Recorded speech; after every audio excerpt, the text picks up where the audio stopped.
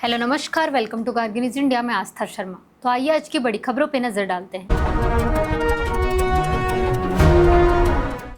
दिल्ली में हुई क्वाड बैठक में भारत, अमेरिका, जापान और ऑस्ट्रेलिया ने समुद्री सुरक्षा और क्रिटिकल मिनरल सप्लाई मजबूत करने पर सहमति जताई। चारों देशों ने हिंद प्रशांत क्षेत्र में अंतर्राष्ट्रीय समुद्री कानूनों के पालन और ऊर्जा सुरक्षा बढ़ाने के लिए नया फ्रेमवर्क तैयार किया। यूथ कांग्रेस ने कॉकरोच जनता पार्टी मीम पर पलटवार करते हुए कहा कि वह सिर्फ सोशल मीडिया नहीं, जमीन पर भी सक्रिय है। यूथ कांग्रेस अध्यक्ष ने इसे लेकर विपक्षी कैंप को सीधा जवाब दिया। दिल्ली हाईकोर्ट में केंद्र सरकार ने कहा कि दिल्ली जिमखाना क्लब को 5 जून को तुरंत खाली नहीं कराया जाएगा। क्लब को रक्षा और सुरक्षा कारणों से लुटियंस दिल्ली स्थित 27.3 एकड़ परिसर खाली करने का नोटिस दिया गया था। दिल्ली में क्वाड विदेश मंत्रियों की बैठक के दौरान भारत और अमेरिका ने क्रिटिकल मिनरल्स पर द्विपक्षीय फ्रेमवर्क साइन किया। क्वाड देशों ने समुद्री निगरानी, पोर्ट विकास और सप्लाई चेन मजबूत करने के लिए कई नई पहल का ऐलान किया। केंद्रीय मंत्री पीयूष गोयल और कनाडा के पीएम मार्क कार्नी के बीच भारत कनाडा रिश्तों को मजबूत करने पर बातचीत हुई। दोनों देशों ने फ्री ट्रेड एग्रीमेंट और 2030 तक $50 अरब व्यापार लक्ष्य पर फोकस किया। भारत सरकार तुर्की से एक और ड्रग्स किंगपिन और अपराधी के प्रत्यर्पण की तैयारी में जुटी है। नवप्रीत सिंह और मोहम्मद सरताज पर ड्रग्स, धमकी और हिंसा से जुड़े कई मामले दर्ज हैं। कॉकरोच जनता पार्टी के संस्थापक ने एक्स अकाउंट ब्लॉक किए जाने के खिलाफ दिल्ली हाईकोर्ट का रुख किया है। केंद्र सरकार ने राष्ट्रीय सुरक्षा चिंताओं के आधार पर 21 मई को इस हैंडल को भारत में ब्लॉक कराया था। ईंधन कीमतों में बढ़ोतरी को लेकर विपक्ष ने केंद्र सरकार को निशाना साधते हुए इसे सरकार द्वारा पैदा किया गया संकट बताया। कांग्रेस अध्यक्ष मल्लिकार्जुन खड़गे ने महंगाई और बेरोजगारी को लेकर सरकार पर तीखा हमला बोला।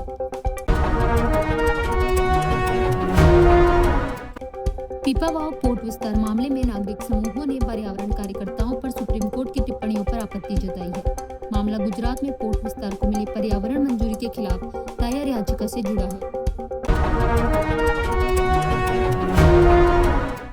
केंद्रीय मंत्री धर्मेंद्र प्रधान ने राज्यों से नीट री एग्जाम शांतिपूर्ण और पारदर्शी तरीके से कराने की अपील की है। पेपर लीक आरोपों के बाद एनटीए ने 3 मई को हुई नीट यूजी परीक्षा रद्द कर दी थी। केंद्रीय वित्त मंत्री निर्मला सीतारमण ने पश्चिमी एशिया संकट के बीच ईंधन, खाद्य और विदेशी मुद्रा भंडार पर खास ध्यान देने की बात कही। यह बयान पेट्रोल डीजल कीमतों में 11 दिनों में चौथी बढ़ोतरी के बाद आया है। एक दशक में इंडो गैंगोटिक प्लेन में पार्टिकुलेट मैटर प्रदूषण 20% से ज्यादा बढ़ गया है। पंजाब और बिहार का प्रदूषण अब हिमालय के कई इलाकों को भी प्रभावित कर रहा है। असम सरकार के नए यूसीसी बिल में बहुविवाह, लिव इन रिलेशनशिप और संपत्ति उत्तराधिकार को लेकर एक समान नियम प्रस्तावित किए गए हैं। बिल में लिव इन रिश्तों का रजिस्ट्रेशन अनिवार्य और नियम तोड़ने पर सजा का प्रावधान भी रखा गया है।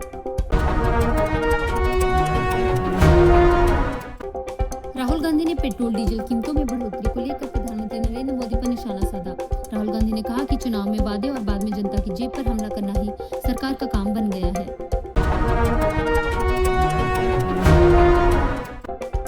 देबाशीष सामंतराय ने बीजेडी की मूल विचारधारा से भटकने का आरोप लगाते हुए पार्टी छोड़ दी है। राज्यसभा सांसद सामंतराय के जल्द बीजेपी में शामिल होने की संभावना जताई जा रही है।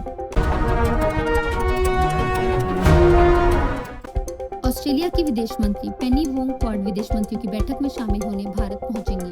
उन्होंने कहा कि क्वाड देश समुद्री सुरक्षा, क्रिटिकल मिनरल्स और इंफ्रास्ट्रक्चर जैसे मुद्दों पर मिलकर काम कर रहे हैं।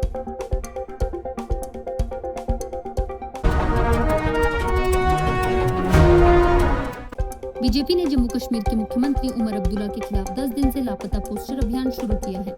नेशनल कॉन्फ्रेंस ने इसे बचकाना राजनीति बताते हुए प्रतिक्रिया देने लायक नहीं कहा।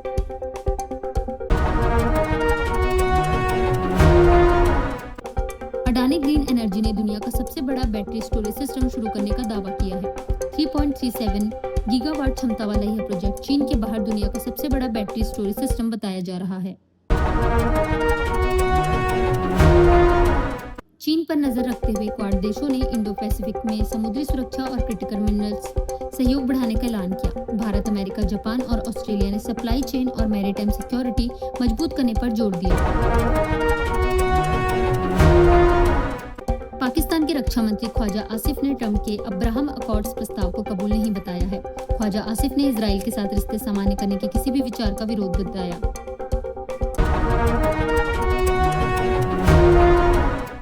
अमेरिका ने ईरान के बंदर अब्बास इलाके में हमला किया, जिसके बाद डोनाल्ड ट्रंप ने यूरेनियम को लेकर नई चेतावनी दी है। ट्रंप ने कहा कि ईरान के समृद्ध यूरेनियम को नष्ट किया जाएगा या अमेरिका को सौंपना होगा। अब्राहम अकॉर्ड 2020 में अमेरिका की मध्यस्थता में हुए वो समझौते हैं जिनके तहत यूएई, बहरीन समेत कई अरब देशों ने इजराइल से रिश्ते सामान्य किए थे। अब डोनाल्ड ट्रंप चाहते हैं कि पाकिस्तान और सऊदी अरब भी इन समझौतों में शामिल हों। डोनाल्ड ट्रंप ने ईरान को चेतावनी देते हुए कहा कि उनका न्यूक्लियर डस्ट अमेरिका को सौंपना होगा या नष्ट करना होगा।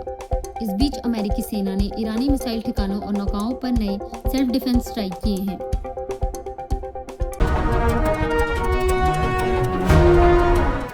पवन कल्याण ने तमिल स्टार विजय के राजनीतिक डेब्यू पर मजाकिया अंदाज में कहा कि उन्हें विजय से जलन होती है। पवन कल्याण ने कहा, मैं 15 साल सड़क पर संघर्ष करता रहा, जबकि विजय ने होलोग्राम से जीत हासिल कर ली।